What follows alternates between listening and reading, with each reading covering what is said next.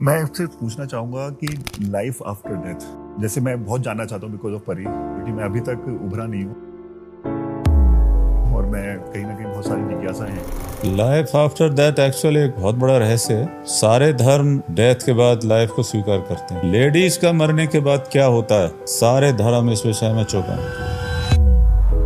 मैं इनसे बहुत प्रेम करता हूँ, तो कई बार मन करता है कि उनको किस तरह से बात की जाए, कभी कोई ऐसी साधना है जिससे कभी उनसे कनेक्शन हो जाए। बिल्कुल हो सकता है। और मैं यहाँ हीर रांझा फिल्म के गाने की लाइन कोट करूंगा, आपने सुना होगा जरूर। उनको खुदा मिले खुदा की जिन्हें तलाश, मुझको तो एक झलक मेरे दिलदार की। लिखने वाले लिख गए पहले से ही। मेरा एक एक्सपीरियंस हुआ था लाइफ में, तो मैं बैठा हूँ मेडिटेशन में और सडनली मुझे ऐसा महसूस हुआ कि मैं स्वयं को देख रहा हूँ, लेकिन मैं गुरुजी वो 3-4 सेकंड में डर गया और मेरी आंखें खुल गई। उसके बाद आपने अश्वत्थामा की भी बात करी है कि आपने उनको देखा है। वो हमारे पूर्वज भी हैं, हम लोग द्रोणाचार्य के वंशज। एक बार कृपा हुई है। बहुत अजीब किस्सा। मैं जिम में था, तो एक आदमी अंदर आया, तो लार्ज बोन स्ट्रक्चर था। उनने ऐसे ओठ पकड़, अरे तू तो हमारा हनुमान है। जैसे ही छुआ। आप तंत्र को मानते हैं? आप मुझे ये बताइए, भारतवर्ष में कौन तांत्रिक नहीं है? प्रधानमंत्री, मुख्यमंत्री, सारे ही तांत्रिक हैं। पूरा तंत्र ही तो चल रहा है ये। कोई पैरानॉर्मल किस्सा? बहुत सारे। मैं तो 32 साल से फील कर ही रहा हूँ। देखिए, उसका मैं आपको एविडेंस भी दे सकता हूँ। यहाँ जब मैं आया तो यहाँ मुझे 5-5, 6-6 इंच के कुछ लोग घूमते हुए दिखाई दिए।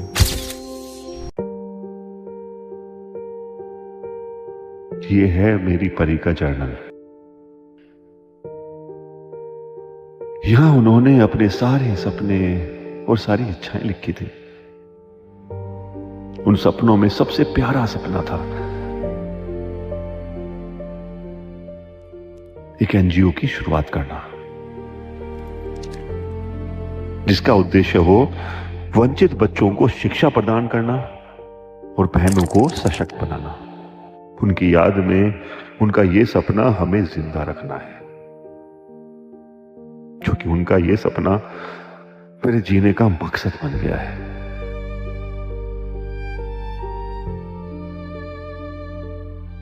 परी, I love you so much baby. I love you so much Babu.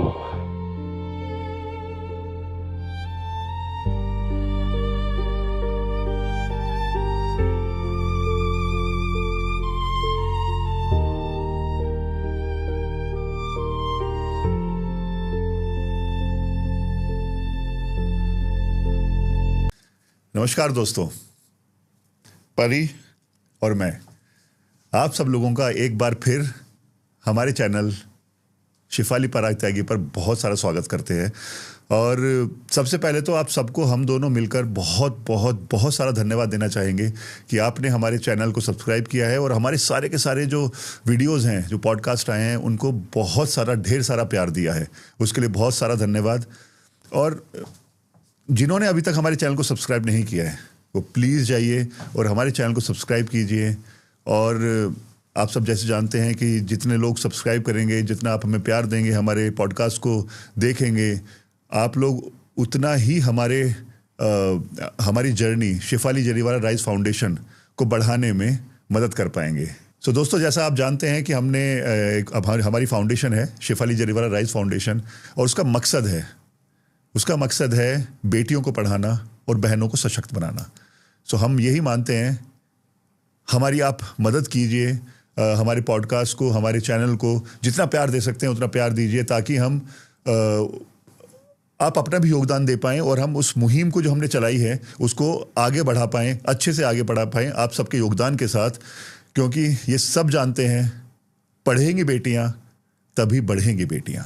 So please अभी सब्सक्राइब कीजिए, और जो फेसबुक पर देख रहे हैं वो फॉलो कीजिए, और हमारी फाउंडेशन को, शिफाली जरीवाला राइज फाउंडेशन को आगे बढ़ने में अपना योगदान दीजिए। सो आज का पॉडकास्ट जो है वो बहुत ही ख़ास है। हम आज एक ऐसे शख्स के साथ बात करेंगे जिन्होंने अध्यात्म और योग, इसके वो मार्गदर्शक हैं। उनसे योग के बारे में बात करेंगे, अध्यात्म के बारे में बात करेंगे। और उन्होंने क्रिया योग और हठ योग ये पूरी दुनिया में वापस लेके आए हैं और लोगों को सिखा रहे हैं। और हमारी बहुत ज़्यादा हम खुशकिस्मत हैं कि आज उनसे मिलने का मौका मिल रहा है। और उनसे जो भी हमारी जिज्ञासा हैं, हमारे जो भी सवाल हैं, वो हम उनके साथ बात करने वाले हैं। और उनका नाम है योगी राज श्री शैलेंद्र शर्मा जी। तो चलिए उनके साथ बातें करते हैं। सबसे पहले गुरुजी आपको कोटि कोटि प्रणाम। Thank you. और आपका बहुत बहुत स्वागत है। सबसे पहले आपको धन्यवाद बोलना चाहेंगे, अपने कीमती समय से आपने हमें थोड़ा समय दिया। मैं पराग त्यागी, ये मेरी धर्मपत्नी है शिफाली, परी बोलता हूँ मैं इनको। ये अभी 27 जून को इस दुनिया से, हाँ मुझे बताया आज किसी सूक्ष्म में है वो अभी हमारे साथ। सो हम जहाँ भी जाते हैं साथ जाते हैं। तो हमने चैनल है हमारा शिफाली पराग त्यागी और द रियल वन। तो आपका बहुत बहुत स्वागत करते हैं गुरुजी। Thank you. सूक्ष्म में नहीं है, आपके हृदय में तो रह ही रही हैं वो। बिल्कुल। बस तो आपका सफर जानना है कि कैसे आप एक सोल्जर बनने निकले और कैसे अध्यात्म में आए आप। शुरू में मिलिट्री में जाने की एक तमन्ना थी, महत्वाकांक्षा थी। तो एनसीसी वगैरह में बड़ा नाम हुआ। मैं एमपी स्टेट का बेस्ट शूटर भी हुआ कैंप शूटिंग में। 76 में नेशनल्स में रनर अप भी आए। उसके बाद मेरा इंडियन मिलिट्री एकेडमी के लिए सिलेक्शन हुआ इलाहाबाद एसएसपी बोर्ड से। तो जब मैं इंटरव्यू फेस कर रहा था उसी समय मेरे सबसे बड़े भाई की डेथ हो गई। वो भी बॉम्बे में ही थे। उन्होंने भी 4-5 फिल्मों में काम किया था। बाद में प्रिंसेस जामनगर से शादी की, लेकिन बहुत यंग एज में हार्ट अटैक से उनकी डेथ हुई। मुझे बताया नहीं। जब लौट के आए तो एक सदमा तो लगता है, ये हीरो ही थे वो। उसी समय हमारे कुछ रिश्तेदारों ने, जिस दिन उनकी 13वीं थी, उसी दिन एक शादी की और मुझे ज़बरदस्ती उसमें खींच के ले गए। मैं उसी समय लौट के आया हूँ सेलेक्ट होके एक्जिलरेशन के साथ। घर में आके खबर पड़ती है कि बड़े भाई नहीं रहे। उसी समय निकट के रिश्तेदार शादी कर रहे हैं किसी की, वो ज़बरदस्ती ले गए। तो एक मेरे ये नहीं समझ में आया कि अपने भाई के जाने पे मैं दुखी हूँ या किसी कज़िन की शादी में खुश हूँ। तो वहाँ से लाइफ एंड डेथ को लेके एक बड़ा गंभीर चिंतन शुरू हुआ। और आप भी इस ट्रॉमा से निकले। उसके बाद एक्चुअल आदमी सोबर हो जाता और बहुत गहरी सोच उसकी शुरू हो जाती।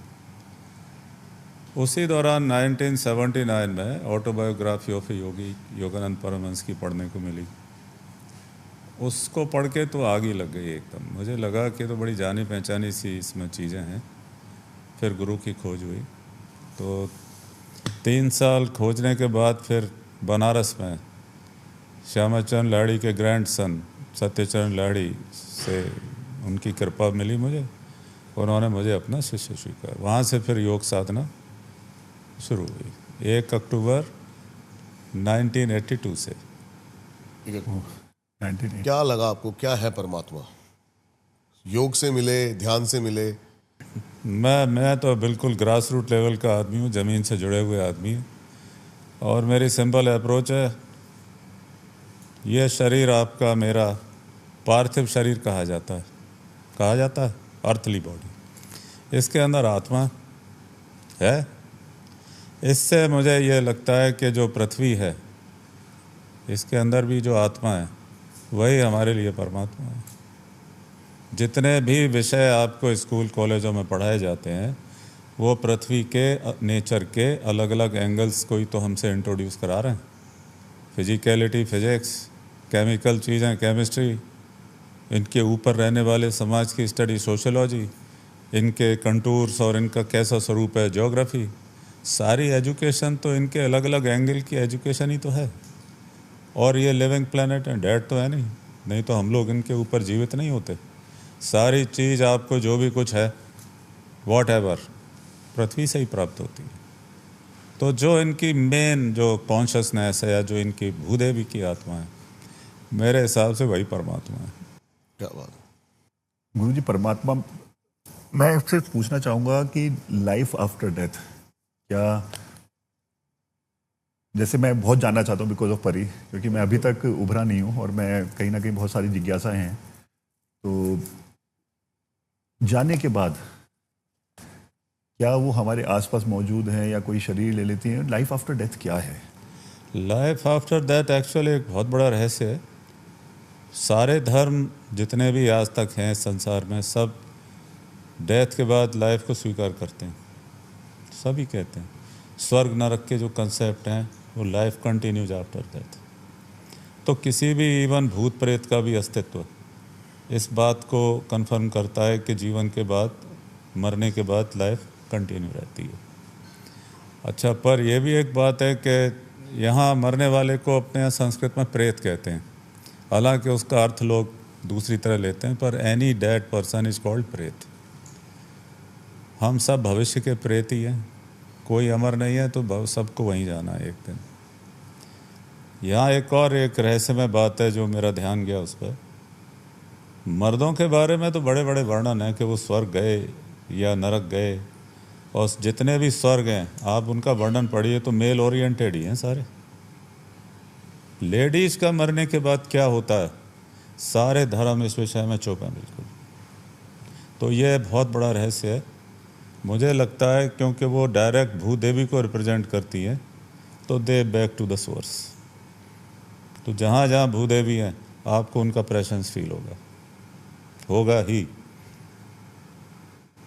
और जो कमी आप फील कर रहे हैं उसे कोई और दूर नहीं कर सकता। उनकी मेमोरीज के जो अच्छे पल थे उनको हमेशा याद रखिए and love her, what else we can do. बस वही कि सब कहते हैं, सारे लोग उपदेश देने लगते हैं, अरे आत्मा अमर है, आत्मा। अरे हाँ जी, आत्मा के लिए दुखी कौन होता है? देह के शरीर लिए। भी तो इतना इम्पोर्टेंट था जिससे आत्मा एक्सप्रेस हो रही थी। तो हम दुखी हो रहे हैं तो वो शरीर के लिए हो रहे हैं।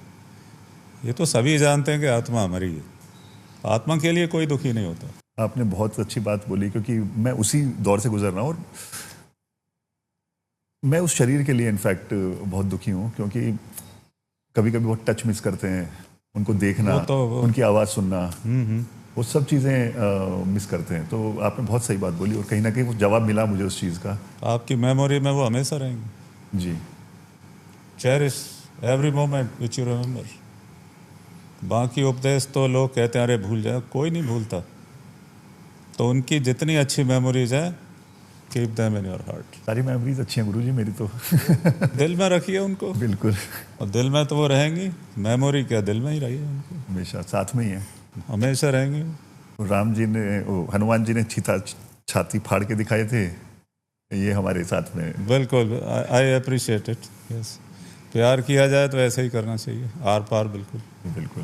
गुरु जी, आप चक्रास की बात करते हैं, कुंडलिनी की बात करते हैं, कभी आपने एक्सपीरियंस किया है इस देह के पार निकल के देखने की कोशिश? मैंने बहुत सारे अनुभव हैं। मेरी अभी जो बायोग्राफी छपी है उस आपको देंगे अभी ये, हाँ जी, उसमें बहुत सारे एक्सपीरियंस उसमें बड़े डिटेल में बताए हैं। बताइए, कुछ एक अनुभव आप शेयर करिए। अब मैं अपना पहला अनुभव बता देता हूँ। हाँ जी, 79 की बात है, हम लोग बहुत ज़्यादा प्राणायाम करते थे उन दिनों, गुरु जी से मिलने से पहले। तो एक दिन रात को जो सूक्ष्म शरीर है वो स्थूल से बाहर निकल गया, सर्दियों का टाइम था। तो मेरे दिमाग में ले, तो आप अपने शरीर को देखते हैं आपको बिल्कुल अच्छा नहीं लगता। ऐसा क्यों? जैसे आप तो प्रोफेशनल्स हैं, पहली बार जब आपने अपनी वॉइस की रिकॉर्डिंग सुनी होगी तो आप पहचान नहीं पाए होंगे कि हाँ, बहुत गंदी लगी थी। लगी थी ना। हाँ जी, तो जब आप अपनी फिजिकल बॉडी को बाहर से देखेंगे तो आपको बिल्कुल अच्छा नहीं लगेगा उसको देख के, ये होता ही है। फिर मुझे लगा बाहर चलें, तो हमारा लॉन था बड़ा, वहाँ पहुँच गए। तो उसमें एक विशेषता देखी कि एक एक घास का तिनका उसकी औरा थी, और आपकी विजन सामने बाइनोकुलर नहीं थी, चारों तरफ देख सकते थे अपने। क्या हुआ? ये विशेषता थी। उस समय भी मेरे पास कुत्ते थे, वेबैक से जब कुत्तों को पालते हुए 50 साल हो गए। अल्सेशियन कुत्ते ने मुझे देखा। उस दिन मुझे पता पड़ा कि कुत्ते, बिल्ली, गाय, कुत्ते तो देख ही सकते हैं सूक्ष्म शरीर को। वो दौड़ता हुआ मेरे पास आया और मेरे आर पार निकल गया। तो उस शौक से मैं वापस अपने स्थूल शरीर में आया। तो वहाँ दो ज्ञान हुए कि जो ज़बरदस्त आप प्राणायाम का अभ्यास करेंगे तो आपकी चेतना शरीर की सीमाओं से परे जाएगी, और ये सारे अनुभव होना ज़रूरी है। ये भी आपकी समझ में आएगा कि शरीर रहे न रहे, आपका अस्तित्व तो रहने ही वाला है। क्या बात है। और कुत्ते देख सकते हैं, बिल्ली देख सकती हैं, गाय भी महसूस कर सकती हैं, और मुझे अब लग रहा है हमारे यहाँ एक बंदरिया भी पली हुई है, वो भी देख सकते हैं। तो एनिमल वर्ल्ड शायद ज़्यादा अवेयर है स्पिरिचुअल चीज़ों को लेके ह्यूमैनिटी से, तो हम लोग कमर्शियल ज़्यादा हो गए हैं। आपको क्या लगता है इसके पीछे का रीज़न क्या है कि उनकी एकाग्रता, क्योंकि इंसान अपनी एकाग्रता से बहुत दूर होता चला जाता है। नहीं, एकाग्रता नहीं, हम लोग नेचर से दूर हो गए। दो बातें मेन है, जानवर बिल्कुल इनोसेंट है, ऑल इमोशंस, और वो कमर्शियल भी नहीं है, और वो अपना खाना भी नहीं पकाते हैं। ये बहुत तीन चीज़ें मेरे को दिखाई दी हैं जिसके कारण वो नेचर से बिल्कुल मिले हुए हैं। हम जो तीनों चीज़ें कर रहे हैं, we are aware of our nakedness, जी, we cook our food, and we are highly commercialised people. ये चीज़ें नेचर से दूर ले जाती हैं। इसीलिए अपने जितने उपदेश दिए गए हैं ज्ञानियों के लिए, उनको यही बताया गया समाज से दूर चले जाओ, पैसे कमाने के लिए कुछ मत करो, मांग के खा लो, खाना ही है तो, और एकांत में रहो, यानी नियरेस्ट टू द नेचर। तभी आपको इस तरह की अवेयरनेस बढ़ेगी। अवेयरनेस बढ़ाने की सारे सिद्धांत हैं। आप ये मानते हैं कि अपने सांसारिक संसार में रहते हुए अपनी जिम्मेदारियां पूरा करते हुए आप साधना नहीं कर सकते हैं, या उस लेवल तक नहीं पहुंच सकते? हमारी परंपरा में तो यही माना गया है। बाबा जी महाराज ने जब लाड़ी महाशय को क्रिया योग दिया तो वो साधारण एक जो घर गृहस्थी वाला आदमी था, उसके लिए उन्होंने द्वार खोले। हालांकि इसमें मेरा एक और चिंतन है, हम लोग चाहे जितनी मीठी मीठी अच्छी बातें करें, पर आप मानेंगे कि एक अकेली लड़की के लिए गुरु की खोज करना खतरे से खाली नहीं है। मानते हैं इस बात को? बाबा जी ने गृहस्थों को योग विद्या देने से क्या किया, उन्होंने महिलाओं के लिए पूरा रास्ता खोल दिया। वो अपने पति के साथ, बेटे के साथ, पिता के साथ, भाई के साथ, चाचा के साथ सीख तो सकती हैं आके सेफली। बिल्कुल बात सेफ्टी की और डिग्निटी की है। और ये तो अपन जानते ही हैं कि अकेले महिला के लिए ठीक गुरु की खोज करना खतरों से खाली नहीं है। तो इस बात का ध्यान रखते हुए बाबा जी ने 1861 में ये विद्या दी। और फिर एक बात यह है कि जो अन्न की शुद्धि कहते हैं ना, आपने सुना ही होगा, अन्न की शुद्धि अपनी मेहनत से कमाए हुए पैसे से जो अन्न होता है वही शुद्धता है। क्या बात है। तो वो इस परंपरा में आप स्वावलंबी रहिए, अपना धन कमाइए, उससे रोटी कमाइए, अपने परिवार की देखरेख करिए, और रात को कमरा बंद करके योग साधना करिए। योग साधना, टाइम मैनेजमेंट की बात है, टाइम मैनेजमेंट की बात है। और आपका एम्बिशन, महत्वाकांक्षा कितनी है जी, बहुत कुछ उस पर डिपेंड करता है। प्रायोरिटीज, जो टाइम मैनेजमेंट, ये सब चीज़ें आपको। हाँ, आप अच्छा, फिर मैं देखता हूँ जो आदमी जॉब में रहता है उसका रूटीन तो कम से कम बना ही रहता है। सही कह रहे हैं आप। इसीलिए रिटायरमेंट के बाद ज़्यादातर लोगों को अटैक आने लगते हैं, क्योंकि रूटीन टूट जाता है। मेजर पॉइंट है वो। आपसे एक बहुत नौसिखिया सवाल पूछूंगा। पूछिए। कि मुझे बहुत ज़्यादा ज्ञान नहीं है, मैं हमें भी नहीं है, उस गलत फहमी मत रहिए। अभी चक्रा और कुंडलिनी की बात की भाई ने, तो इन दोनों में अंतर क्या है? देखिए, ये बड़ा ऐसा विषय है कि इस पे इतनी ज़्यादा बातें हो गई हैं कि ओवर ही हो गई हैं कुछ। अच्छा। हाँ जी। कुंडली मूलाधार चक्र में कहते हैं सोई हुई है। जी, आपने सुना ही रखा होगा। मूलाधार चक्र रिप्रेजेंट करता है अर्थ एलिमेंट। अर्थ एलिमेंट को, अर्थ जो है, जितनी तरह की कीमती वस्तुएं, भोजन आदि, जो भी whatever from gold to diamond to iron to everything, पृथ्वी में ही है। जी। तो जब आपको, और एक शक्ति ऐसी है जो कोई नहीं जानता, वो भी पृथ्वी के ही अंदर है। तो अगर आपका मूलाधार चक्र एक्टिव होगा तो आपको भूदेवी का सारा ज्ञान होगा। प्लस मैं फिर दोहराऊंगा, आपके शरीर को पार्थिव शरीर कहा जाता है, यानी इसमें वो पोटेंशियल है कि जो पृथ्वी की आयु है उतनी आयु तक ये सरवाइव कर सकता है, अगर आप किसी तरह उस शक्ति तक पहुँचें और उसे एक्टिव कर पाएँ, जो बड़ी रेयर घटना है। हजारों साल में एक आध कोई सफल हो पाता है, लेकिन कोशिश करनी चाहिए। आपका कोई एक्सपीरियंस ऐसा कुंडलिनी का? नहीं, हम लोग तो अभी 9 सीखे ही हैं, हालांकि 43 साल हो गए, पर अभी लग रहा है कि अभी तो सिर्फ सतह कोई खरोंचा है थोड़ा सा बस। योग बड़ा मिस्टीरियस और गहरा सब्जेक्ट है, चल रहा है। कुंडलिनी जैसे जाग जाती है इंसान की, उसके बाद क्या बदलाव मेजर देखने को मिलते हैं इंसान के अंदर? क्या वो शांति में चला जाता है, जाग जाता है, शांति में नहीं चला जाता, वो सर्वज्ञ हो जाता है। सर्वज्ञ हो जाता है? जैसे आपका ब्रेन है, बहुत सिंपल उदाहरण दूंगा, आप समझ जाएंगे। मोस्टली 2% एक्टिव रहता है, 98% सबकॉन्शियस है, वो सभी जानते हैं। और उस 2% जो एक्टिव है उसका भी 100% बहुत कम लोग यूज करते हैं।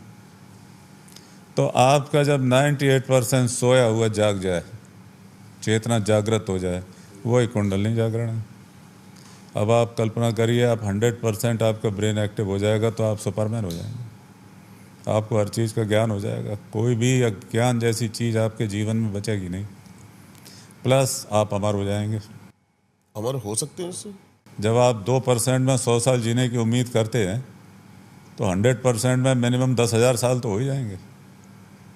रेशो निकालिए। जी गुरुजी, ऐसा कोई एग्जाम्पल है जो 100 आपने देखा हो? आपने देखे हो? मुझे लगता है जो जिन चिरंजीवियों की हमारे यहाँ बात की जाती है हिंदू धर्म में, जो 9 नाथों में भी जिनकी बात की जाती है, मुझे लगता है सब जागे हुए लोग हैं।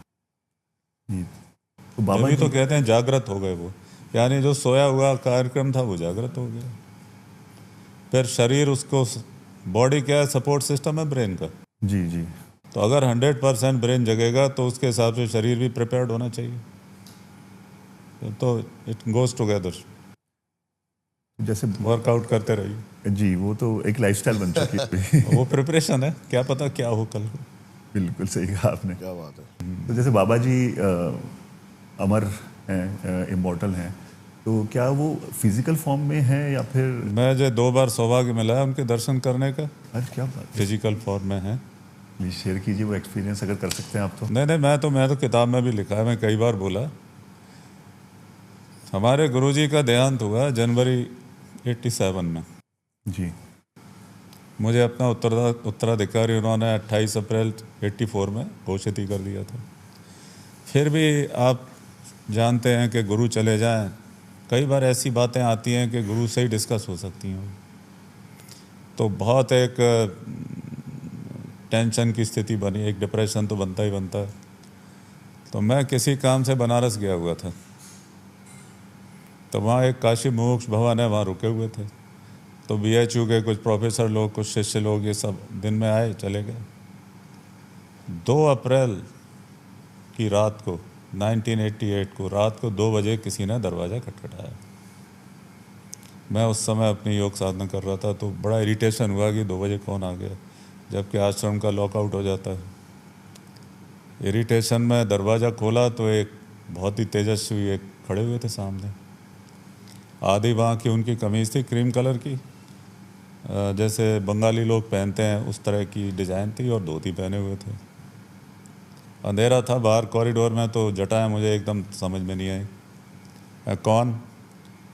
तो बोले जैसे तुम बाबा जी के नाम से जानते हो। ये सुन के एक शौक तो लगता ही है। फिर उनकी ऑरा दिखाई दी तो मैं नर्वस भी हो गया, डर भी गया। प्रणाम किया उनको, अंदर आए वो, करीब 40 मिनट रहे वो, और योग साधना के संबंध में जो भी मिसिंग लिंक्स थी हमारे साथ, वो उन्होंने मुझे बताई। और एक विशेष योग साधना सिखा के उन्होंने कहा कि ये 57वें जन्मदिन की रात से शुरू करना। नोट डाउन करा उसको, चले गए। पीछे मैंने जाना चाहा तो उन्होंने रोक दिया। तो उसके बाद तो फिर नींद वीद सब उड़ी गई, वो मैंने लिख भी लिया था। उसके बाद एक्स्ट्रा ऑर्डिनरी डेवलपमेंट हुए। 88 के से शुरुआत हुई, 92 मैंने गीता की पूरी योगिक व्याख्या डिक्टेट करा दी केवल 21 दिन में। एक ब्लास्ट सा हो गया दिमाग में, तो वो चला सारा कार्यक्रम। फिर 11 साल पहले 57वें जन्मदिन से वो विशेष जो साधना उन्होंने बताई थी वो भी शुरू कर दिए। वो है तो बहुत कठिन, पर उसके भी बड़े एक्स्ट्रा ऑर्डिनरी रिजल्ट्स अनुभव में तो आ ही रहे हैं। आगे क्या होगा? अच्छा, उसके बाद यहाँ 21 दिसंबर 95 को एक बार और आए, इसी स्थान पर। उसके बाद 30 साल हो जाएंगे अब दिसंबर में, उसके बाद उनके दर्शन अभी तक नहीं है। फिजिकल फॉर्म में एनीवेयर फ्रॉम 25 से 35 साल के बीच में वो विजुअली दिखाई देते, और सांचे में ढला हुआ उनका शरीर है। क्यों हम लोग जिमिंग वगैरह करते रहे तो अच्छा, अभी दिसंबर में जब वो आए थे तो बेयर बॉडेड थे, सिर्फ एक सफ़ेद रंग का अंगोछा उन्होंने बीच में लपेटा हुआ था। तो बेयर बॉडेड थे, 2 घंटे अंदर वाले कमरे में बैठे, तो मुझे टाइम मिला फिजिकल स्टर। आप कसरत करते हैं तो ये ध्यान सबसे पहले जाता है देख के जी। तो उनका सीना भी होगा 48 से 50 इंच के बीच में सोना चाहिए, कमर बहुत पतली है, भरा हुआ शरीर है, यानी मस्कुलर नहीं है बॉडी बिल्डरों जैसे, इस सांचे में ढले हुए हैं। ढले हुए। और उनके सामने डर लगता है, आप नर्वस भी हो जाते हैं बहुत ज़्यादा।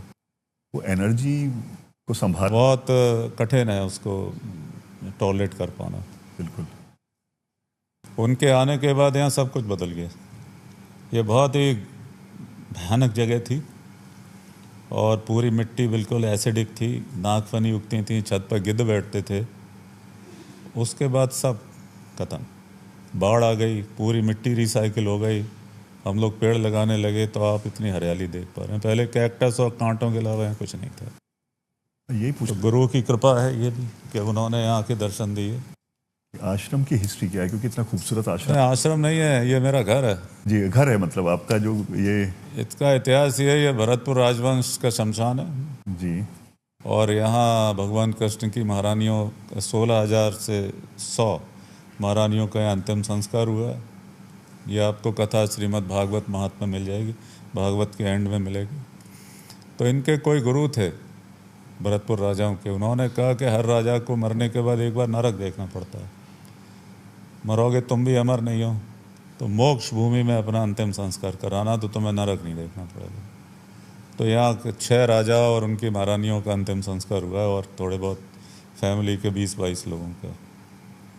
तो ये बड़ी, क्या कहना चाहिए, कुख्यात जगह थी। यहाँ कोई अगर रुकता था तो या तो मरा हुआ मिलता था या बिल्कुल पागल हो जाता था। तो एबेंडेंट थी, छत पर गिद्ध बैठे रहते थे। आप मुझे देख रहे हैं, मैं 2 साल गिद्धों के नीचे सोया हूँ कमरे में, छत पर गिद्ध नीचे में। वो भी अजीब घटना है।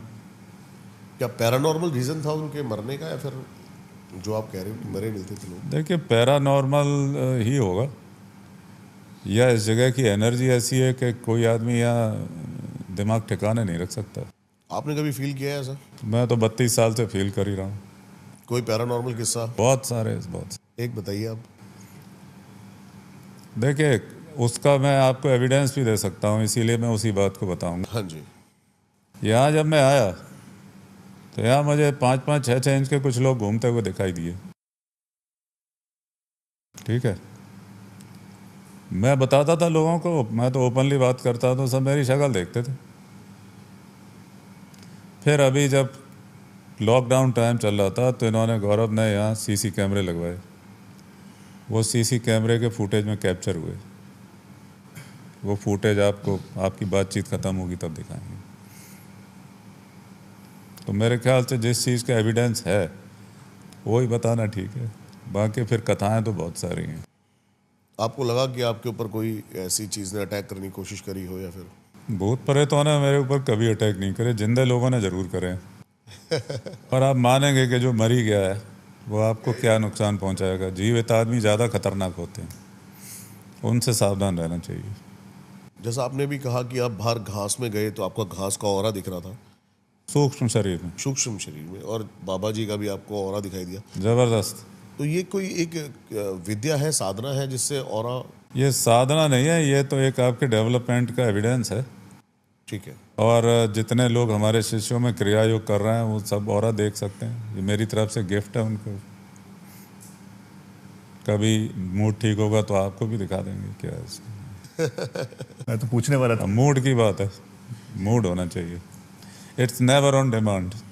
मूड ठीक है तो देख लो। यहाँ भी बहुत सारे लोग बैठे हैं जो देखे हुए हैं। तो आपको हमारे ऑरा में, ऑरा कैसा महसूस हो रहा है? मुझे अच्छा लग रहा है बात करने में। इसका मतलब है और ठीक है। और ठीक है चलो पास हो गए। नहीं, और एक बात है, प्रेम का अनुभव अच्छी और वालों को ही होता है, या ये कहिए प्रेम का अनुभव जिन्हें होता है उन्हीं की और अच्छी होती है। बिल्कुल सही कह रहे हैं आप। प्रेम रेयर चीज है इस संसार में, प्रेम ही प्रार्थना है। रेयर है। तो गुरु जी, हम आप गुरु वर्ड बोलते हैं, शिष्य बोलते हैं, गुरु और शिष्य का संबंध के बारे में आप क्या बोलना चाहेंगे? अरे मैं बता दूंगा, क्योंकि हमारे पुराने शास्त्रों में भी लिखा हुआ है, हमारे गुरु भी बोलते थे। मैं आपके सामने बोल देता हूँ उसको। संस्कृत का श्लोक तो मुझे पूरा याद नहीं है, हिंदी अर्थ उसका याद है। गुरु और शिष्य का संबंध 4 प्रकार का होता है। हाँ जी। गुरु गुरु है, शिष्य शिष्य। गुरु शिक्षा दे रहा है, शिष्य उसको सीख रहा है। फिर गुरु पिता है, शिष्य पुत्र। तो पिता की तरह शिष्य की देखरेख करना, उसका पूरा केयर करना, उसको सपोर्ट देना, उत्साह देना, प्रोत्साहन देना, मौके पर मदद करना, ये भी गुरु का काम है। फिर गुरु और शिष्य मित्र भी हैं, क्योंकि सिर्फ मित्रों में ही रहस्य शेयर करे जाते हैं। फिर गुरु पुत्र के समान भी है, क्योंकि वो भी एक मनुष्य है। हो सकता है जीवन में उसके सामने कोई कठिनाई आए, किसी मदद की ज़रूरत पड़े, तब शिष्य को उसे अपना पुत्र समझ के उसकी मदद करनी चाहिए। क्या बात। ये 4 प्रकार के संबंध गुरु शिष्य के हमारे शास्त्रों में बताए गए हैं। बात करते करते एक जिज्ञासा और आई, मे भी नौसिखिया सवाल है ये भी, कि गुरु क्या शिष्य बनाने से पहले उनका टेस्ट लेते हैं? देखिए, वो सिर्फ मेरे ख्याल से जो प्रश्न होता है उससे सारा कुछ पता पड़ जाता है, किस आदमी की जिज्ञासा किस स्तर की है। फिर मोटिव हमेशा प्राइमरी रहता है कि आप किस मोटिव से किसके पास क्या सीखने जा रहे हैं। अगर आपको जेब कतरी सीखनी है तो आप जेब कतरे को गुरु बनाएंगे, योग विद्या सीखनी है तो आप किसी योगी को ढूंढेंगे। ये मोटिव के ऊपर है सारा कुछ। पर्पस क्या है, पर्पस डिपेंड करता है। हाँ, मोटिव में नहीं रहेगा हमेशा। और मेरा अपने सब मिलने वालों से कहना है, जितनी स्टडी आप कर सकते हैं करिए सब्जेक्ट की, कोई कसर मत छोड़िए, होमवर्क पूरा करिए, तो आपको पता पड़ेगा कि कौन आदमी ठीक बात कर रहा है, कौन आदमी ठीक बात नहीं कर रहा है। होमवर्क नहीं होता तो बेवकूफ़ बनने की संभावना बड़ी प्रबल हो जाती है। मेरे सवाल का जवाब एक्चुअली आपने दे दिया। मैं यही पूछने वाला था कि जैसे आज के संसार में बहुत सारे गुरु हैं, अब समझ में नहीं आता है कि किनको गुरु बनाया जाए, तो क्या शिष्य को भी गुरु का टेस्ट लेना चाहिए? नहीं, पहले शिष्य को अपना होमवर्क करना चाहिए, वही एग्जैक्टली। और उसे ये एग्जैक्ट पता होना चाहिए कि वो क्या सीखना चाहता है। बहुत सारे लोग सिर्फ एक सुरक्षा के कारण आवरण आ जाए ऊपर से इसलिए ढूंढते हैं किसी को जी, और फिर अपने सांसारी समस्या उनके सामने बोलने लगते हैं, तो वो विद्या के जिज्ञासु नहीं है। विद्या वाले बहुत कम मिलते हैं, ज़्यादा मिलते कहाँ। सुपरफिशियल है बेसिकली उनको। नहीं, पर टाइम पास तो हो ही रहा है सबका। कुछ नहीं मिल रहा तो मकसद तो है मन को समझाना। वो तो समझ ही रहा है। आपने अश्वत्थामा की भी बात करी है कि आपने उनको देखा है। वो हमारे पूर्वज भी हैं। मेरा भारद्वाज गोत्र है, हम लोग द्रोणाचार्य के ही वंशज हैं, तो अश्वत्थामा पूर्वज हैं। तो एक बार कृपा हुई है उनकी। क्या था वो किस्सा? बहुत अजीब किस्सा है। मैं जिम में था शाम को, बाई चांस उस दिन मैं अकेला था, नहीं तो 2-4 शिष्य उस समय आ ही जाते हैं। तो एक आदमी अंदर आया, मतलब लार्ज बोन स्ट्रक्चर था लेकिन पतले से थे और सफ़ेद बाल थे उनके, और जैसे पहाड़ी लोगों की दाढ़ी बहुत कम होती है वैसे थे। मैं बड़ा गर्म हो गया, चौकीदार कहाँ, ये कोई भी घुसा चला रहा है। 3-4 लोग बाहर खड़े थे बरामदे में। कौन? तो उनने ऐसे ओट पकड़, अरे तू तो हमारा हनुमान है। हाँ, तो जैसे ही छुआ तो मुझे पता पड़ा कि ये कौन है। वो वेश बदले हुए थे, क्योंकि ओरिजिनल स्वरूप में तो उनका घूमना मुश्किल हो गया। और ये लोग सिद्ध लोग हैं, कैसा भी स्वरूप धारण करके, या समझ लीजिए कि मेकअप का इतना ज्ञान है कि कैसे भी बन के जा सकते हैं। फिर उन्होंने 1-2 बातें बताई और चले गए भी उस साइड में जहाँ कोई रास्ता भी नहीं था। वो एक मेरे ख्याल से 5 मिनट की एक चीज़ हुई है वो। आपने ब्रह्म राक्षस जैसी एंटिटीज़ की बात करी है, क्या है ये एंटिटीज़? गोस्ट एंटिटीज़ में सबसे टॉप पे आती हैं ब्रह्मा। देखिए, हम लोग भले ही यहाँ जितना ये माने कि सब जातियाँ समान है जो हैं, लेकिन सूक्ष्म जगत में बड़ा डिफ्रेंशिएशन है। ये कोई भी ब्राह्मण जो पूजा पाठी हो, उसको शास्त्र का ज्ञान हो और किसी प्रकार उसकी अपघात से मृत्यु, तो वो ब्रह्म राक्षस बनता है। ठीक है। और वो महाशक्तिशाली होते हैं, उनको शिव गणों के अलावा और कोई काबू नहीं कर सकता। और समझदार भी बहुत होते हैं, बेवजह किसी को परेशान भी नहीं करते वो। हाँ, यदि आपने ही उनकी हत्या बत्या करवाई है तो छोड़ेंगे नहीं, तो पूरा परिवार ही साफ हो जाएगा। फिर एक दो उदाहरण देखने में आए। तो ज्ञानी होते हैं, उन्हें शास्त्र का पूरा ज्ञान होता है, धर्म अधर्म का उनका पूरा ज्ञान होता है, और उनके मोटे बिल्कुल अलग होते हैं, जो साधारण भूत प्रेतों के नहीं होते। गुरुजी, थोड़ी योग क्रिया के बारे में पूछिए। समझना चाहेंगे क्या उसकी थोड़ा सा हमें ज्ञान, बेसिक से, ताकि बेसिक्स की नए व्यूअर्स को समझने को देखिए, मिले। ये जो क्रिया योग परंपरा है ये बड़ी रहस्यमय है, और थैंक्स टू योगानंद परमहंस आज पूरी दुनिया में लोग इसको जानते हैं। अब तो ब्रांड नेम भी हो गया है, तो बहुत लोग कर ही रहे हैं इसका। ओरिजिनल क्रिया का मतलब ये है कि श्वास के माध्यम से आप अपनी आत्मा से जुड़े हुए हैं। तो आत्मज्ञान की जब बात आती है तो आप श्वास के सहारे अगर अंदर उतरेंगे तो एक दिन आत्मा तक पहुंच जाएंगे। फिर वहाँ आपको प्राण का ज्ञान होगा, फिर प्राण के सहारे और आत्मा के सपोर्ट से आगे बढ़ेंगे तो आत्मा आपको परमात्मा से इंट्रोड्यूस कराएगी। यही क्रिया योग है। थोड़ा सा इसको आप एक्सप्लेन कर सकते हैं कि अगर किसी को स्टार्ट करनी हो ये पॉडकास्ट के माध्यम से, तो कैसे स्टार्ट करनी हो तो पहले तो जो क्रिया योग पे जितनी भी सर्च आप कर सकते हैं पूरी करिए, तो परंपरा का भी ज्ञान होगा, टेक्निकल एस्पेक्ट का भी ज्ञान होगा। मैं तो हठयोग प्रदीप का पे पूरी एक कमेंट्री लिखी हुई है। क्या बात है। इट्स ए मैनुअल ऑफ क्रिया योग, तो वो कहीं मिले तो उसको अमेजन पे शायद अवेलेबल है, उसको पढ़िए, तो उसमें बहुत सारा ज्ञान होगा। फिर गुरु की तलाश करिए, तो ये गुरुमुखी विद्या है, बिना किताब में पढ़ के आएगी नहीं। हठ योग और क्रिया योग में अंतर है? एक ही बात लगती है। अब हठयोग का जब इंट्रोडक्शन दिया लोगों ने विदेशों में जाके, जी, तो उन्होंने कहा खाली योगासन ही हठयोग है, जबकि ह शब्द का मतलब होता है प्राण, प्राण, ठ होता है अपान, तो प्राण और अपान का जो योग है वही हठयोग है। तो सब कुछ इसी पर घूम रहा है। सांस लेना और छोड़ना, यही प्राण अपान की यहाँ से शुरुआत होती है। फिर कितने रहस्य ये खोलते हैं, वो आगे जितना चलेंगे उतना आपको पता पड़ेगा। सभी ने वैसे सांसों पे ही ध्यान देने को कहा है। ओशो को भी मैंने सुना, उन्होंने भी सांसों की बातें करी है। कबीर जी ने भी कहा है चढ़ते जिसको उतरते दम थोड़ा की भी खबर। ज्ञान हुआ है वो सांस की इम्पोर्टेंस तो समझेगा ही। आत्मा आती है जीवन लेकर, जीवन है कि नहीं है हमारी सांसें शुरू होती हैं तो हमें पता पड़ता है कि हम जिंदा हैं। उसी के साथ चेतना आती है, मन के बारे में हम समझते हैं जो चेतना का अथाह सागर है। फिर विचार आता है कि मैं हूँ। सारा खेल वहीं से शुरू होता है।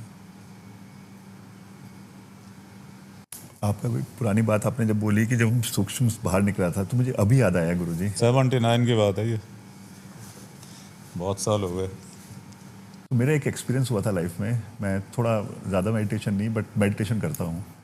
उस वक्त बहुत ज़्यादा किया करता था, और मेरे पास कोई गुरु नहीं थे। तो मैं बैठा हूँ मेडिटेशन में, और सडनली बहुत टाइम के बाद, ऐसे नहीं कि एक दिन, मे बी सालों साल के बाद, मुझे ऐसा महसूस हुआ कि मैं स्वयं को देख रहा हूँ। Very good. लेकिन मैं गुरुजी वो 3-4 सेकंड में डर गया और मेरी आंखें खुल गई। उसके बाद मेरी हिम्मत नहीं हुई मेडिटेशन करने की। देखिए, अब इसमें एक अलग टेक्निकल एस्पेक्ट आता है। जिस समय आपको ये अनुभव हुआ, जो आपकी मेंटल स्टेट थी, वो आपने जैसे ही रिएक्ट किया वो ख़त्म हो गई। सेकंड एक्सपीरियंस रिपीट होने में लंबा टाइम लगता है, क्योंकि वो एग्जैक्ट मेंटल स्टेट दोबारा नहीं बन पाती। बैक ऑफ द माइंड आप उम्मीद करेंगे शायद आज ऐसा हो, तो वो जो मेंटल स्टेट थी, बिल्कुल सही कहा, वो घटना घटित हो गई, घटना घटित हो गई बस। नहीं घटित हो गई। आप जब उसको लेके बिल्कुल नॉर्मल और रिलैक्स हो जाएंगे जी, तो रिपीट होगी। रिपीट हो गई। Autobiography of A Yogi, exact आपको लगता है एग्जैक्ट वही चीजें लिखी गई हैं, या फिर वो कोई सिंबॉलिक? नहीं, एक कुछ भी सिंबॉलिक नहीं है, एग्जैक्ट चीज़ें हैं। एग्जैक्ट चीज़ है। गीता के बारे में थोड़ी सी बात करते हैं। आपकी नज़रों में गीता क्या है, कृष्ण क्या है? कृष्ण कौन है कोई नहीं जानता, लेकिन गीता जिस समय बोल रहे थे, काल का आवेश उनके शरीर में था, तो समय खुद कृष्ण के माध्यम से बात कर रहे थे। अर्जुन ने जब पूछा आप कौन है, तो उन्होंने ये जवाब नहीं दिया मैं कृष्ण हूँ, वासुदेव कृष्ण हूँ। उन्होंने कहा कालोस्मि, मैं काल हूँ। तो समय खुद उनका माध्यम लेके बात कर रहे थे। तो समय का मीडियम बन जाना, मेरे ख्याल से श्री कृष्ण के अलावा कोई दूसरा एग्जाम्पल नहीं, वन एंड ओनली। और काल की मुलाकात का वर्णन भी सिर्फ रामचंद्र जी का मिलता है। एक एंड में उनके कैरियर के काल आए थे मिलने, उन्हें बताने के अब आपका समय पूरा हो रहा है। या रावण का वर्णन मिलता है कि काल को उसके साथ ही रहते थे। बाकी ये सब चुप हैं उसको लेकर। क्या काल ही परमात्मा है? समय से बाहर कौन है? काल माने समय। सही कह रहे हैं आप। समय परमात्मा की बनाई हुई चीज़ है या फिर परमात्मा खुद? समय कोई मान लीजिए सब कुछ समय ही है। जो भी कुछ आपको मिलेगा वो समय से मिलेगा। तो पुराने लोगों ने लिखा है योग दर्शन वगैरह ना कि वो पहले भी होने वालों का गुरु है। आप कोई भी काम करेंगे उसका परिणाम आपको समय से ही मिलेगा। आपका ज्ञान समय के साथ ही डेवलप होगा। जो भी आप प्रयास करेंगे समय ही से ही उसका परिणाम मिलेगा। तो सब कुछ साथ देने वाला समय ही माना जाता है। ट्रेजेडी सिर्फ इतनी है कि हम लोगों के पास बड़ा लिमिटेड टाइम है। वो किसी तरह अगर एक्सटेंड हो जाए तो कुछ और स्टोरी बने फिर। अभी जैसा आपने कहा आप लगे हुए हैं जी, लेकिन अभी आप सतह पे हैं और 2% अनलॉक पे जीवन इतना है, उसके बाद जीवन बढ़ जाता है। नहीं, फिर इसमें दूसरी बात आती है ना, आप शरीर के परे भी जीवन के प्रति अवेयर हो जाते हैं। तो ये तो समझ में आ ही जाता है कि शरीर रहे न रहे मैं तो रहूँगा ही। ये अपने आप में बहुत बड़ा भरोसा देता है। और सारा ज्ञान सूक्ष्म का ही ज्ञान है मुख्य रूप से। तो मरने के बाद क्या होगा और जन्म लेने से पहले क्या हो रहा था, सारा ज्ञान तो यही है। किताबें पढ़ के तो कोई भी लेक्चर देता है। आपने कहा जैसे ही ज्ञान उपलब्ध होता है, भ्रम आता है, इंसान जागता है तो वो पहाड़ों पे चला जाता है। आप भी इसलिए 2007 से बाहर नहीं निकले? मुझे 2007 के बाद तो निकला ही नहीं है। मेरा समाधि का अनुभव पढ़िए आप मेरी बायोग्राफी में। जब आपका चेतना एक्सटेंड होती है शरीर के बाहर, हाँ जी। तो first thing you notice about humanity is the smell which is not tolerable with all due respect to humanity. जी। तो उस स्मेल से बचने के लिए लोग दूर चले जाते हैं। फिर सारे जो सिटीज़ हैं वो सीवर लाइन के ऊपर ही बनी है। वो सेंसिटिव हो जाएंगे, दे विल फील दैट। दूर जंगलों में कुछ नहीं है। या समाज में रहते हुए भी आप अपना ब्रीदिंग स्पेस खुद क्रिएट कर लें। ब्रीदिंग स्पेस तो चाहिए। ठीक है। यहाँ मैं एक और बिल्कुल अलग बात बोल रहा हूँ। हाँ जी। फिजिक्स सब जानते हैं, एटम का स्ट्रक्चर भी आप जानते हैं। उससे हमें क्या सीखने को मिलता है? सोलर सिस्टम भी वैसे ही लगता है। एटम के मूवमेंट को देख के हमें यह सीखने को मिलता है कि एक दूसरे के पर्सनल स्पेस की रिस्पेक्ट हमें करनी चाहिए। एटम को देखकर हम ये सीखते हैं। ठीक है, बहुत अच्छी बात कही है। ये शायद प्रोफेसर आइंस्टीन ने अभी नोटिस नहीं करा। क्या बात है। Thank you. गुरुजी, आपने शमशान पे मुझे लगता है कि वो आखिरी जर्नी में हर इंसान को इधर ही आना पड़ता है। तो आप अपनी कुछ साधनाओं के बारे में बताएंगे, आप कैसे साधना करते हैं? या देखिए, क्रिया योग तो मैं कर ही रहा था जी। फिर मुझे लगता है ये बाबा जी महाराज का और गुरु परंपरा का भी कुछ एक वो है पीछे से कि शमशान में आके रहे। जी। यहाँ शिव जी का मुझे आभास हुआ, फिर मुझे स्वयंभू शिवलिंग मिला जी, जो गोवर्धन शिला में इतिहास में पहली बार प्रकट हुआ, जो एक महाराजा की चिता के ऊपर ही स्थापित है, आज तक नहीं हुआ। तो उसकी जो पूजा करते हैं दिमाग में बहुत ही फैंटास्टिक आइडियाज आने लगते हैं, कुछ तो भी हो ही रहा है। अब तो 27 साल से ज़्यादा हो गए मुझे करते हुए, हाँ जी। बहुत कुछ बदल गया उसके बाद। गुरुजी, लोग है ना बात करते हैं गोस्ट, स्पिरिट, सोल, इन सब में कुछ अंतर होता है या सब? देखिए, घोस्ट तो हम सब हैं। नहीं, भविष्य के, भविष्य के, राइट। हम सब भविष्य के प्रेत ही तो बैठ के बात कर रहे हैं। और बताइए, प्रलय के बाद क्या बचेगा? भूत प्रेत ही तो बचेंगे, वो थोड़ी मरेंगे, वो तो पहले ही मर के बैठेंगे। तो मनुष्य का भविष्य सुनिश्चित है, वो भूत प्रेत ही बनना है उसको। तो अगर पहले से ही आपकी वहाँ जान पहचान हो गई है तो ठीक ठाक रहेगा कार्यक्रम। तो जान पहचान रहना ठीक है, वक्त पे काम आती है।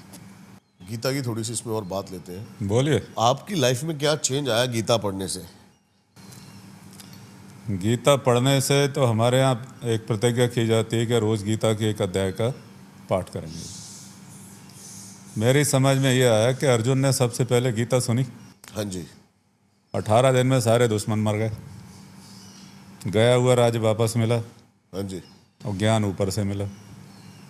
तो गीता का पाठ करने का एक अध्याय अगर आप रोज़ पाठ कर रहे हैं बोल के, तो सारा अपोजिशन और आपके दुश्मन सामने से गायब हो जाएंगे या ऊपर चले जाएंगे, और आपकी प्रॉस्पेरिटी बढ़ने लगेगी।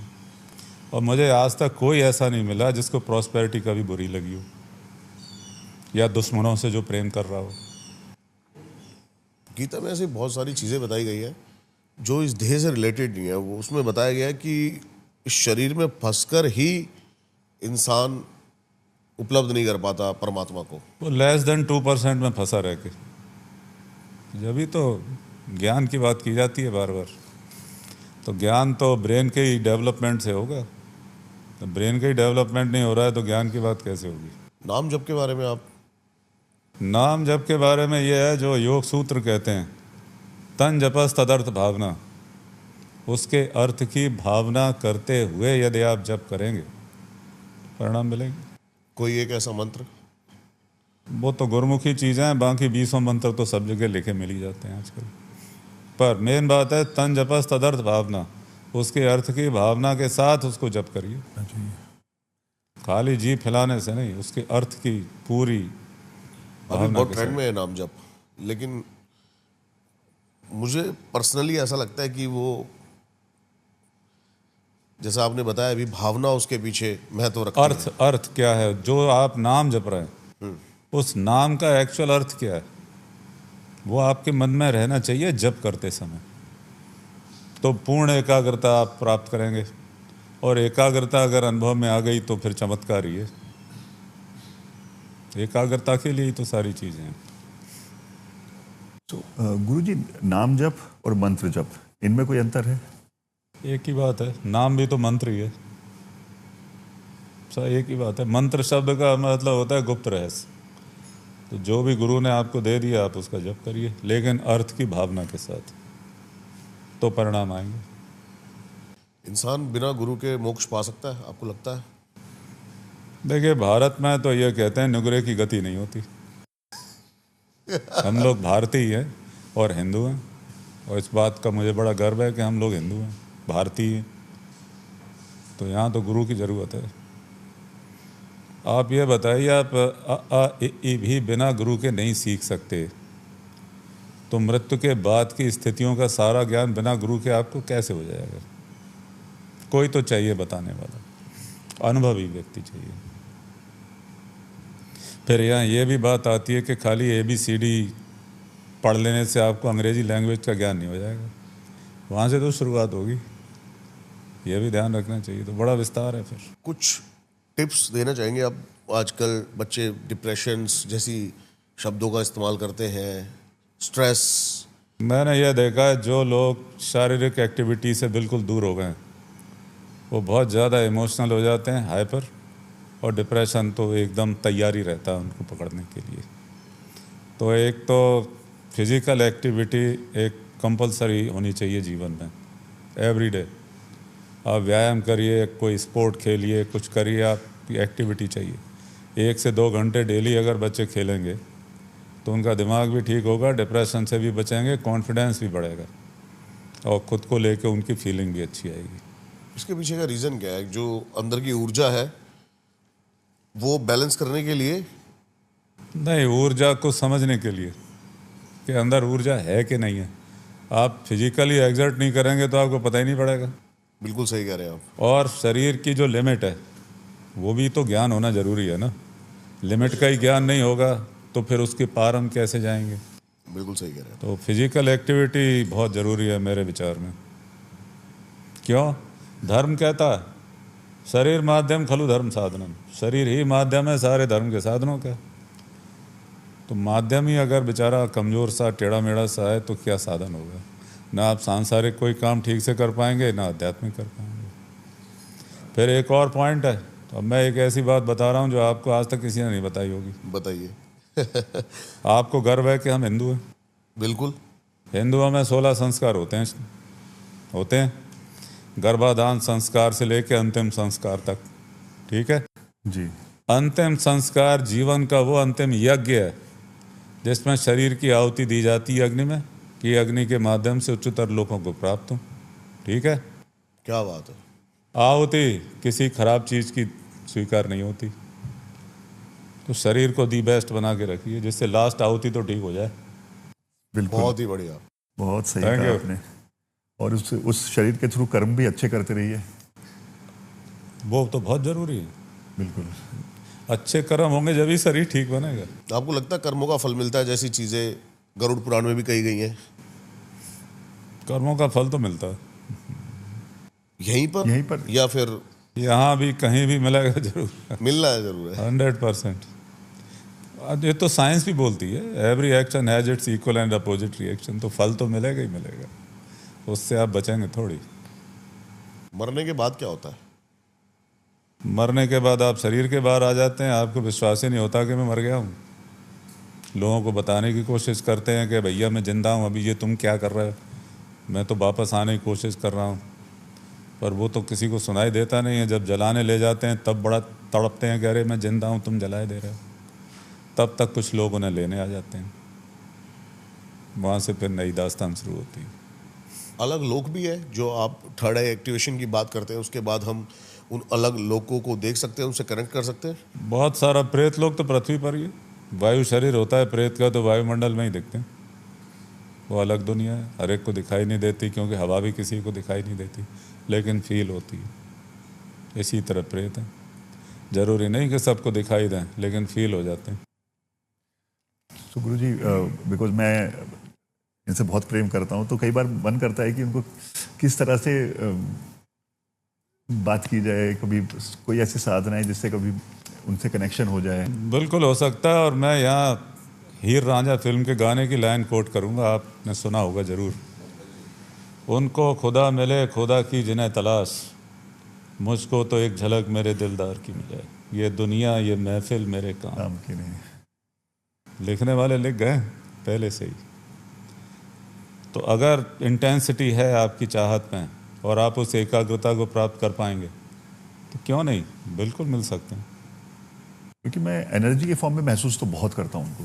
नहीं, वो तो अभी तो वो चूंकि ट्रांसफॉर्मेशन हो चुका है, फील आप करेंगे लेकिन कभी देख भी पाएंगे। सब इंटेंसिटी की बात है। Plus luck plays a very big role here. कैसे बढ़ाए इंटेंसिटी अगर इनको देखना है? वो तो डे बाई डे बढ़ेगी। इंटेंसिटी ऑफ लव और इंटेंसिटी ऑफ ध्यान नहीं, वो पूरे आपके व्यक्तित्व में से ही यूज आउट होने लगेगा। उसको आप एक कैटेगराइज कर ही नहीं सकते इसको। और फील तो वो भी कर ही रही होंगी आपकी, मुझे तो कोई डाउट नहीं है इसमें। तो आई थिंक अभी महाअवतार जी के बारे में थोड़ी सी बात करते हैं, बाबा जी के बारे में। बोलिए। अभी लास्ट आपको किसने बताया होगा कि उन्होंने उनको देखा है? सबसे नियरेस्ट एनकाउंटर कोई? मुझे पता नहीं, हालांकि लोग बताते हैं कि बहुत लोग क्लेम कर रहे हैं कि उनसे मिले हैं। हो सकता है, बाबा जी पर किसी का कॉपीराइट तो है नहीं, तो जिससे चाहे उससे मिल सकते हैं। पर एक चीज़ मैं बताऊंगा आपको, पता नहीं मुझे बताना चाहिए कि नहीं। 30 साल पहले जब उन्होंने जाते समय मेरे सिर पे हाथ रख के आशीर्वाद दिया, 2 घंटे वो यहाँ थे, उसके बाद मेरे जितने सफ़ेद बाल हो रहे थे वो कुछ डार्क से हो गए वापस। अपने आप? हाँ, 2-3-4 महीने में इस पर ध्यान गया कि ये क्या हो रहा है। वो अभी तक वैसे ही है, मतलब बहुत अभी ज़्यादा। आपने जैसे बताया आप कोई डाई भी यूज नहीं करते हैं, कुछ कलर यूज नहीं करते हैं? नथिंग। ये उनके हाथ रखने के बाद ही हुआ। बाद हुआ है। यहाँ बात ये आती है कि यदि हमारा आदमी आपको स्पर्श करेगा तो कुछ ना कुछ आप में चेंजेस आएंगे ही फिजियोलॉजिकल, आप बचेंगे नहीं उससे, क्योंकि हमारा आदमी का पूरा कंपोजिशन ही अलग हो चुका है।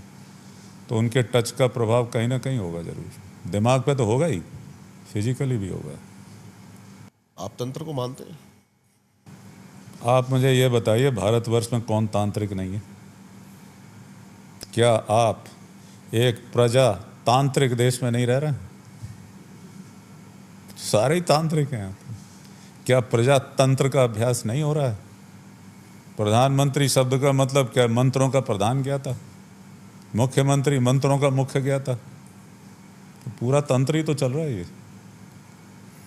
तंत्र का मतलब खाली जादू टोना वगैरह ही थोड़ी है। तंत्र बहुत डीप मीनिंग है। Engineering of any kind can be called तंत्र, टेक्निकल एस्पेक्ट। लेकिन मैं षटकर्मों की बात करूं, जैसे मारण मोहन उच्चाटन, हर क्रिया की प्रक्रिया है, वो तो अपनी जगह एग्जिस्ट कर ही रहे हैं। लेकिन होती है, एग्जिस्ट करती हैं चीजें। हाँ हाँ, कर रहे हैं। बहुत बढ़िया। अभी माता के दर्शन किए हमने, तो उनके बारे में कुछ बताएंगे? देखिए, 27 जनवरी 95, जी। जहाँ पहले उधर दरवाज़ा था, तो एक चौकीदार था किशन सिंह, वो एक शिवलिंग जैसी एक लाल रंग की चीज़ उठा के लाया। बोले देखिए गुरुजी क्या है।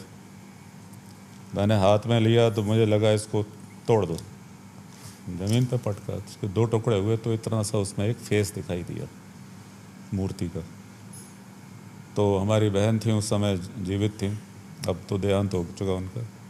उन्होंने समझ लिया कि मोम और सिंदूर के अंदर ये प्रिजर्व है, तो उन्होंने उसको गर्म किया पानी में, तो वो सारी परतें लग गई और एक मूर्ति छोटी सी निकली, हो गई करीब 401 ग्राम की।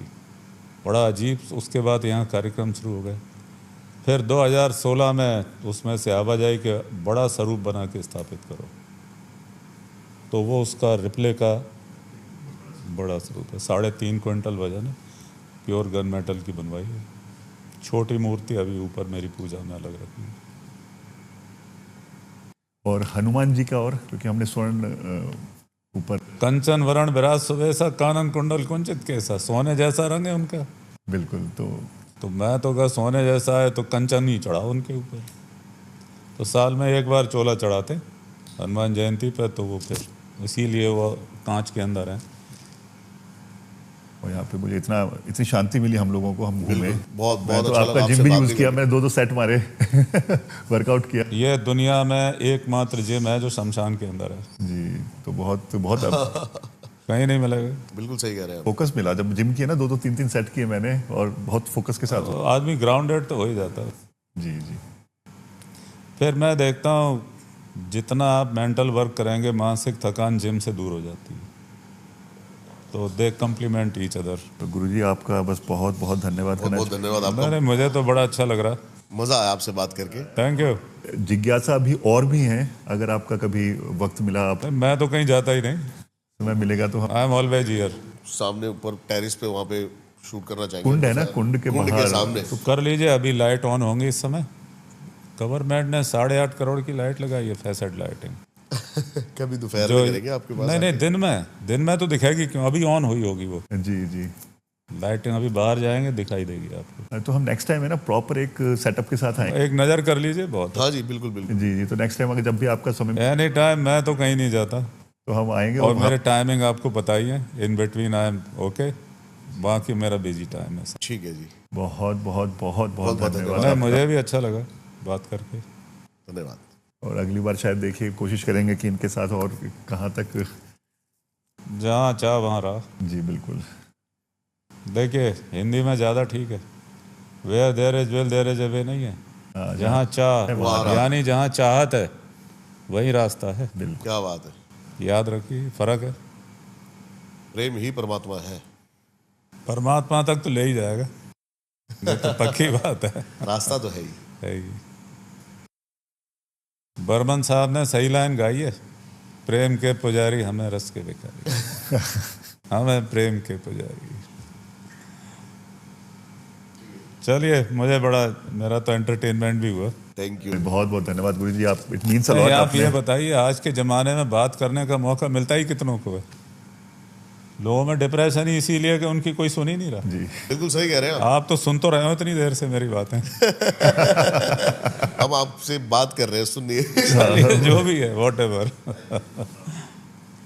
ज्ञान की बातें मतलब बहुत हुई हैं आज। चलिए, सब ज्ञान ही ज्ञान है। बहुत सारी जिज्ञासा भी शांत हुई है।